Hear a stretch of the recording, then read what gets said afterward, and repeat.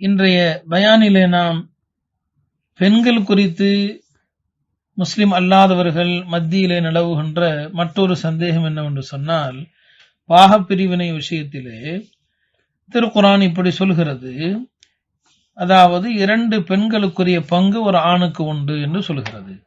அப்படியானால் ஆணுக்கு கிடைப்பதில் பாதிதான் பெண்களுக்கா? இது என்ன அநியாயம் என்று ஒரு கேள்வி.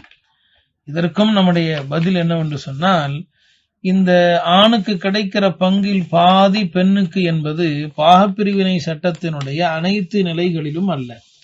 இஸ்லாமிய பாகப்பிரிவினை சட்டங்கள் என்பது பல நிலைகளை கொண்டது. அதிலே ஒரு 4 நிலைகளில் மட்டும்தான் ஆண் பெறுகிற பாகத்தில் பாதியை பெண் பெறுகிறார். ஒரு நிலை என்னவென்று சொன்னால், ஒரு கணவன் இறந்து போன கணவனுக்கு குழந்தைகள் இல்லை என்று சொன்னால், அந்த இறந்து போன கணவனுடைய சொத்திலிருந்து அவரது மனைவிக்கு கால் பாகம் கிடைக்கிறது, 25%. இதுவே மனைவி இறந்திருப்பாளையானால் அவளுக்கு குழந்தைகள் இல்லாத பட்சத்திலே அந்த மனைவியின் சொத்திலிருந்து கணவனுக்கு பாதி கிடைக்கிறது. இங்கே மனைவி இறந்திருந்தால் கணவனுக்கு பாதி, கணவன் இறந்திருந்தால் மனைவிக்கு கால் பாகம். இந்த இடத்துல ஒரு பெண்ணுக்கு ஆணுடைய சொத்துல பாதிங்கிறத பார்க்கிறோம்.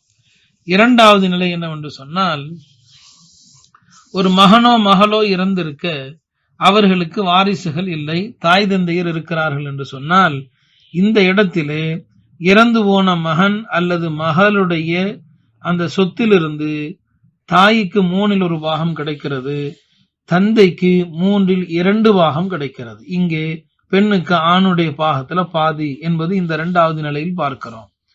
3வது, ஒரு தாயோ தந்தையோ இறந்து அவர்களுக்கு பிள்ளைகள் இருந்தால், அவர்களுக்கு மகனும் மகளும் இருந்தால், இங்கே இறந்து போனவருடைய சொத்திலே மகனுக்கு கிடைப்பதில் பாதிதான் பெண்ணுக்கு கிடைக்கும். இது 3வது நிலை. 4வது நிலை, ஒருவர் இறந்து விட்டார், அவருக்கு மூல வாரிசுகளும் இல்லை, கிளை வாரிசுகளும் இல்லை, பெற்றோரும் இல்லை, பிள்ளைகளும் இல்லை, அவருக்கு சகோதர சகோதரிகள் உண்டு இறந்து போனவருக்கு. இந்த நிலையிலே இறந்தவருடைய சொத்திலிருந்து அவருடைய சகோதரர்களுக்கு கிடைக்கிற சொத்தில் பாதிதான் சகோதரிகளுக்கு கிடைக்கும். இந்த 4 நிலைகளில் மட்டுமே ஆண் பெறுகிற பாகத்திலிருந்து பாதியை பெண் பெறுகிறாள். ஆனால் இஸ்லாமிய பாகப்பிரிவினை சட்டத்திலே சுமார் 30 நிலைகள் இருக்கிறது. அந்த 30 நிலைகளில் ஆணுக்கு நிகரான பங்கை பெறுகிறாள். சில இடங்களில் ஆணை விட அதிகமாகவும் பெறுகிறாள். சில இடங்களில் ஆண் வாரிசாகவே முடியாது, பெண் மாத்திரமே வாரிசாகிற நிலைகளும் இருக்கிறது. இது இஸ்லாமிய பாகப்பிரிவினை தவிர வேறு எதிலுமே நாம் பார்க்க முடியாத ஒன்று. எனவே இதையும் நாம் கவனத்தில் கொள்ள வேண்டும்.